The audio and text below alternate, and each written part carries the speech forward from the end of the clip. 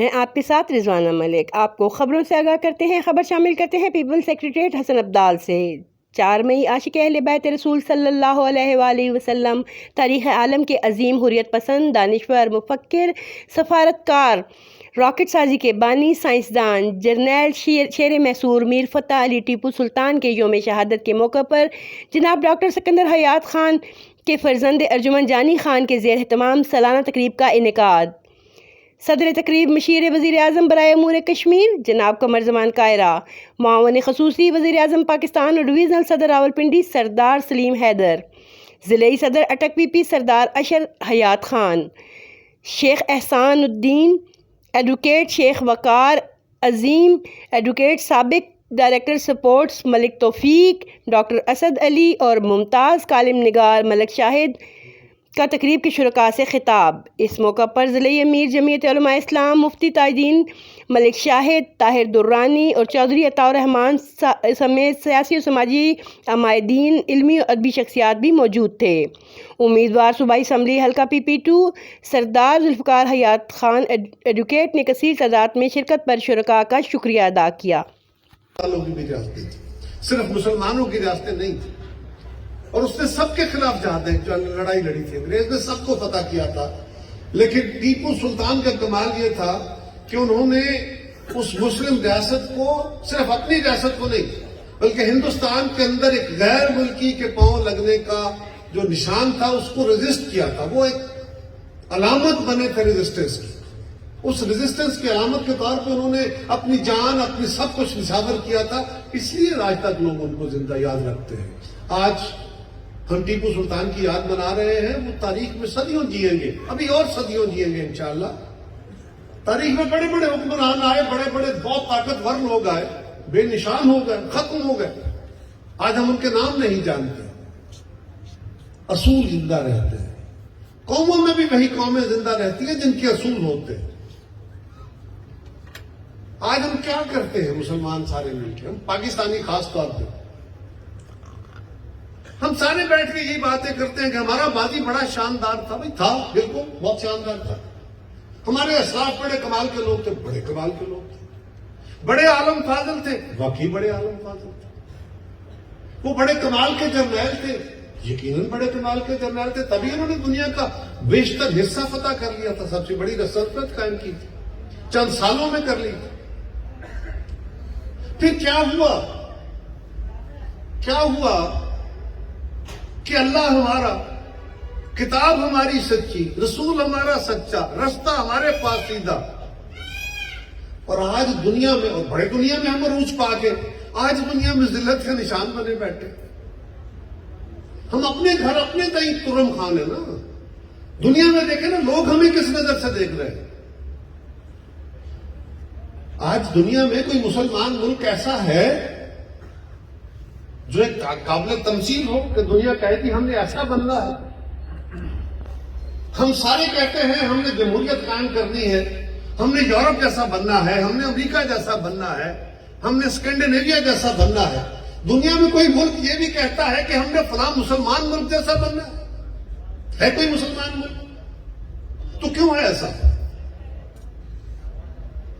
یہ ہم بھول جاتے ہیں، اور ہمارا خیال یہ ہے کہ نعرے مارنے سے، دیگر قوموں کو گالیاں دینے سے، دیگر مذاہب کی باتیں ان کے لیے لعنت ملامت کرنے سے ہم سرخرو ہو جائیں گے۔ تاریخ میں سرخروئی اس طرح نہیں ہوتی۔ دنیا میں جن قوموں نے علم حاصل کیا، جب اپنی میراث پہ قائم رہے، جن کے ہاتھوں میں علم کی تلواریں تھیں، وہ دنیا کو فتح کرتے رہے۔ جب ہمارے ہاتھوں میں تھی ہم نے فتح کی، جب دیگر اقوام کے ہاتھوں میں آئی انہوں نے فتح کی۔ اور معزز حضرات، آج جن قوموں کے ہاتھوں میں علم کی تلواریں ہیں، آج وہ فاتح ہیں، آج دنیا پہ وہ حاکم ہیں۔ ہم امریکہ کو گالیاں دیتے رہے، ہم یورپ کو بددعائیں دیتے رہے، ہم جاپان کو ملعون کہتے رہے، کوئی فرق نہیں پڑے گا۔ ہم ہندوستان کو جتنی مرضی گالیاں دیتے رہے، اس سے کوئی فرق نہیں پڑے گا۔ اس کے لیے آپ سارے جہان کے بیٹھ کے آپ دعائیں مانگیں کہ ہندوستان تباہ ہو جائے، نہیں۔ اور دنیا میں تباہی کی دعائیں نہیں مانگنی چاہیے، دنیا میں بربادی کی دعائیں نہیں مانگنی چاہیے۔ دشمنوں کے لیے، کافروں کے لیے بھی بربادی کی دعا نہ مانگے۔ رحمت اللہ عالمین نے تو کہا تھا کہ اللہ ان کو ہدایت دے، ہم ان کے لیے ہدایت کی دعائیں مانگے۔ لیکن معزز حضرات، ہمیں سوچنے اور سمجھنے کی ضرورت یہ ہے کہ آج ہم وہ رستہ بھولے بیٹھے ہیں. ٹیپو سلطان نے جس سلطنت کو بچانے کی کوشش کی تھی اور جس طرح ریزسٹنس کی تھی، انگریز یہاں سے 7-8 ہزار کلومیٹر دور بیٹھا تھا. کس بنیاد پہ یہاں آیا؟ یہاں آ کے فاتح ہوا. اس کے پاس علم تھا، اس کے پاس سائنس تھی، اس کے پاس ہتھیار تھا. اس سے پہلے ہمارے اسلاف کے پاس تھا. تو ہم دنیا میں حاکم تھے. آج یورپ کے پاس، آج امریکہ کے پاس، آج جاپان کے پاس، آج جرمنی کے پاس، ان کے پاس علم ہے.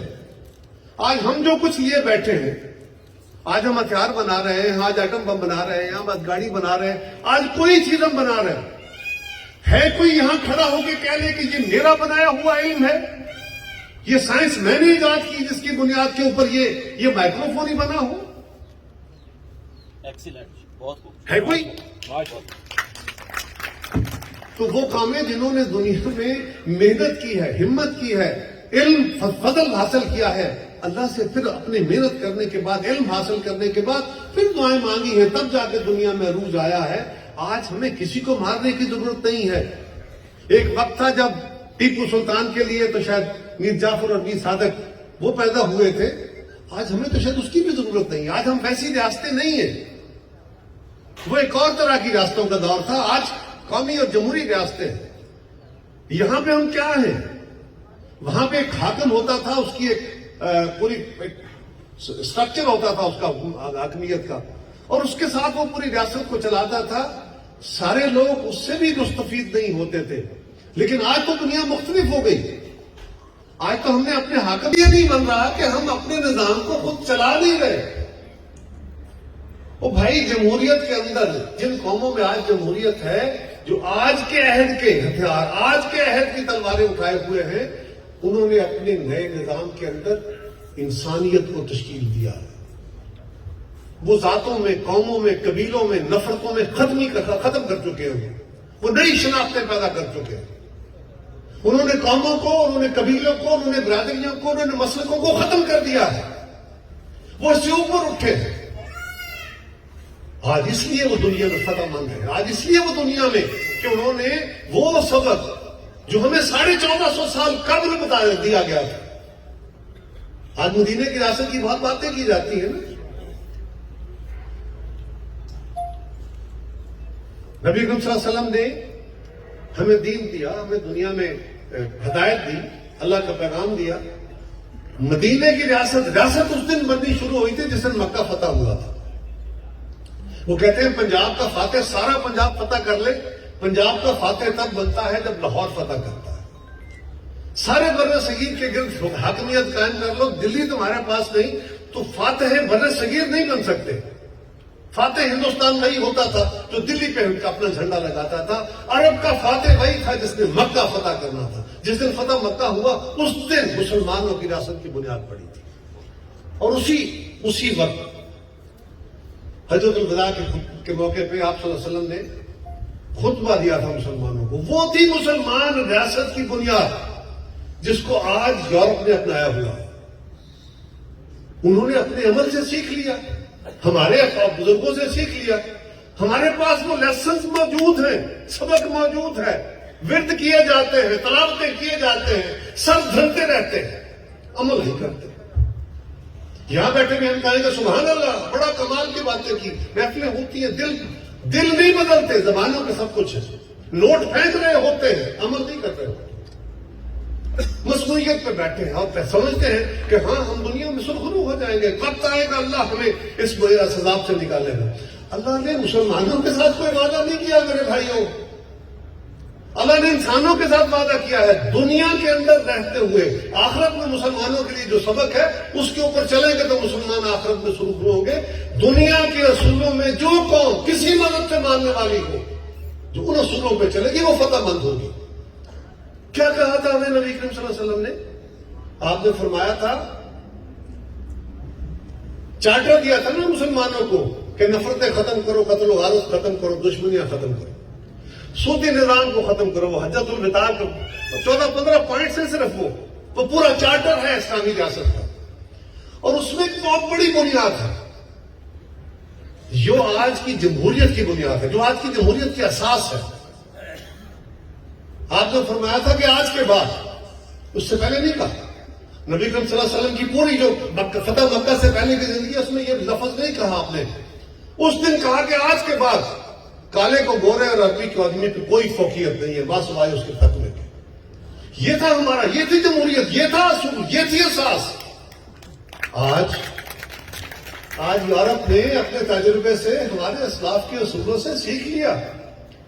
وہ بڑے بدترین معاشرے تھے، وہاں بھی قبیلے تھے، وہاں بھی مسلک تھے، وہاں بھی مذہب جو مسلک کی لڑائیاں تھیں، وہاں بھی برادریاں تھیں، وہ سب بھلا بیٹھے. اب وہاں پہ نہ کوئی ملک ہے، نہ کوئی چودھری ہے، نہ کوئی کمی ہے، نہ کوئی ارائی ہے، نہ کوئی جاٹ ہے، نہ کوئی ان کی برادریاں نہیں ہیں. وہ قبیلے ختم کر بیٹھے ہیں. انہوں نے اصول اپنا لیے، انہوں نے جدید معاشرے کے اور جو ہمارے اسلاف نے ہمیں دیے تھے.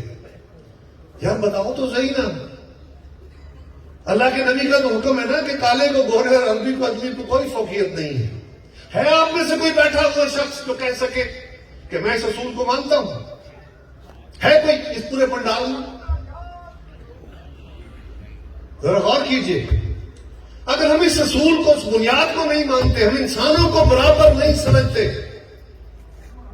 ہم نسلی طور پہ تعصب کا شکار ہیں، ہم لوگوں کو کمی اور چودھری میں تقسیم کرتے ہیں، ہم سردار اور رعایا میں تقسیم کرتے ہیں، ہم کہے کہ مسلمان ہیں.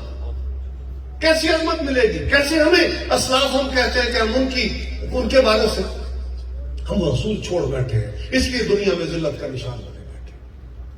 اور جب تک ہم اپنے اصول تبدیل کر کے ان اصولوں پہ نہیں آتے جو ہمارے ہی تھے، آج دنیا نے اپنا کے پریکٹس کر دی ہے، ہمارے پاس تو اس کا عملی تجربہ موجود ہے. آئیے عہد کریں کہ ہم نے اس جدید جمہوری نظام کے اندر آج ہم نے ان نفرتوں کو ختم کرنا ہے، اس خونی تعصب کو ختم کرنا ہے، اس ذات پات کے نظام کو ختم کرنا ہے. آپ ہندوؤں کو گالیاں دیتے ہو، انہی کا ذات پات کا نظام لے کے بیٹھے ہو، کیا گالیاں دیتے ہو؟ کیوں گالیاں دیتے ہو؟ آپ نے ان میں کیا فرق ہے؟ اپنے اندر جھانکیے، اپنے نظام کو بدلنے کی کوشش کیجیے. اور اگر ہم غور کریں تو پچھلے 50 60 70 سال میں ہم مالی طور پہ بڑے مستحکم ہوئے ہیں، ہمارے مالی حالات بدلے ہیں. یہاں میرے بزرگ بیٹھے ہوئے ہیں، ہم آج سے 50 سال پہلے کچے گھروں میں رہتے تھے، ہماری گلیاں کچی تھی، ہمارے جانور اور انسان اکٹھے رہتے تھے، ہم رج کے روٹی نہیں کھا سکتے تھے، ہر بندے کے پاس 10 جوڑے کپڑے نہیں تھے، یہ موٹریں، یہ گاڑیاں، یہ بجلی، یہ سارے نظام نہیں تھے، یہ ہمارے خوابوں میں بھی نہیں تھے. لیکن ہم بااصول تھے. اس وقت ہمارے لوگ اصول کے مطابق بات کرتے تھے، سچی باتیں کرتے تھے. جن لوگوں کو ہم اپنا بڑا کہتے تھے ان میں بڑا پن ہوتا تھا. وہ پنچایت کرتے تھے تو پنچایت میں بھی کہتے تھے غلط بات نہیں کروں گا. آج کیا ہے؟ آج تو سلیم حیدر ہو یا اشر حیات ہو یا جو بھی آپ کا نمائندہ ہو، اگر وہ کہے کہ یار آپ کے بیٹے نے غلطی کی ہے، میں اس کے ساتھ نہیں چل سکتا، اس نے کسی کا قتل کیا ہے، چوری کیا ہے، ڈاکہ مارا ہے، اس کا حق آیا ہے، میں آپ کو تھانے میں جا کے سپورٹ نہیں کرتا، اگلی دفعہ کہتے ہیں جا کے تجھے ووٹ نہیں دوں گا. اسے دوں گا جو میرے بیٹے کو جا کے تھانے سے چھڑا کے لائے گا. اپنے مفادات کے ساتھ چلو گے نا. ایسی صورتحال میں صرف دعاؤں سے یہ نہیں. شیر محصور کا کمال یہ تھا وہ عمل والا تھا.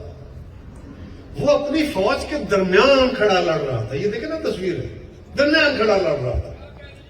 یہ نہیں ہے کہ وہ پیچھے بیٹھے وہ لڑائی لڑ رہا تھا، وہ آگے تھا اور اسی لڑائی لڑتا ہوا وہ شہید ہوا. وہ اصول کی بنیاد پہ تھا. اس نے اپنے آپ کو ثابت کیا. جو وہ کہتا تھا کر کے دکھاتا تھا. ہم جو باتیں کرتے ہیں، سیاستدان ہوں، علماء ہوں، جرنیل ہوں، جج ہوں، سارے ہم جو باتیں کرتے ہیں، جو میں جو آپ کو لیکچر دینے کی کوشش کر رہا ہوں، جب میں اپنے آپ پہ لاگو کرنے کی کوشش کروں گا پھر میرا پتہ چلے گا میں کہاں کھڑا ہوں. آئیے عہد کیجئے، کوشش کیجئے کہ دعاؤں سے پہلے ہم اپنے آپ کو بدلنے کی کوشش بھی کریں. یار اگر اللہ کا حکم نہیں مان سکتے ہو، لوگ کہتے ہیں نا بندے اللہ سے ڈرتے ہیں. بھئی آپ لوگوں کو کوئی اللہ سے ڈرنے والا بندہ ملے تو مجھے بتا دیں.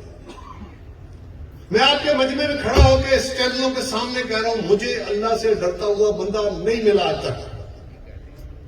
میں ڈھونڈ رہا ہوں، اللہ سے ڈرنے والا انسان مجھے نہیں ملا.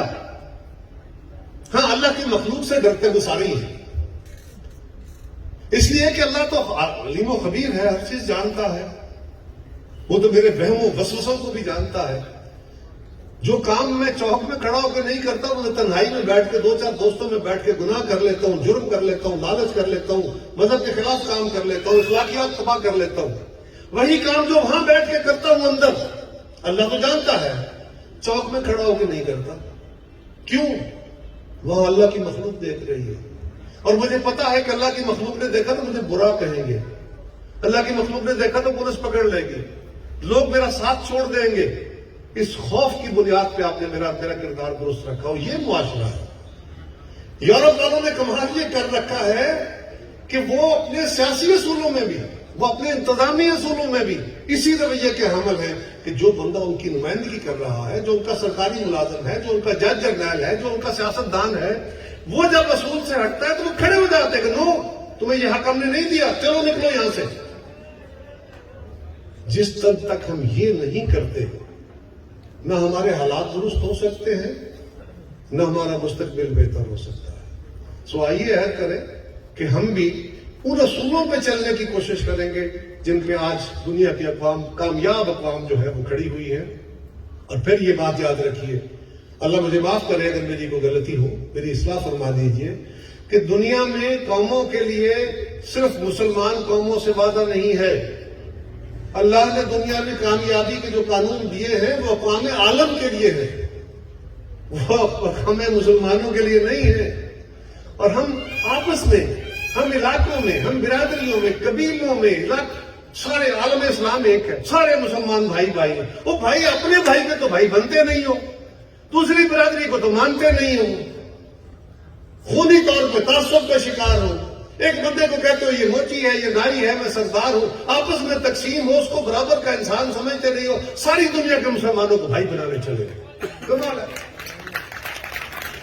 تو بھائی آئیے کوشش کریں کہ ہم ان اصولوں پہ کھڑے ہو جائیں تاکہ اللہ ہمیں اصول خوری کا راستہ نکال سکے، اس راستے پہ چلیں، محنت کریں، ہمت کریں، اور پھر اللہ سے دعا مانگے تو پھر ہماری دعائیں قبول ہوں گی۔ اللہ ہم سب کو شیر مسعود کی طرح جو کہتے ہیں اس پہ عمل کرنے کی توفیق دے۔ میں آخر میں معافی چاہتا ہوں اگر کسی کا دل دکھا ہو، میری کوئی بات غلط میرے منہ سے نکل گئی ہو، یہ میرے خیالات تھے، میری کمزوری بھی ہو سکتے ہیں۔ سو میں جانی خان صاحب، آپ کا، آپ کی ساری فیملی کا، ڈاکٹر صاحب کا، سب دوستوں کا شکریہ ادا کرتا ہوں کہ آج کی اس تقریب کا آپ نے تمام بہتری کا راستہ پیدا کر لیں گے، ورنہ وہ علامہ نے کہا تھا نا کہ نہ سمجھو گے تو مٹ جاؤ گے ہندی مسلمانوں، تمہاری داستان تک بھی نہ ہوگی داستان۔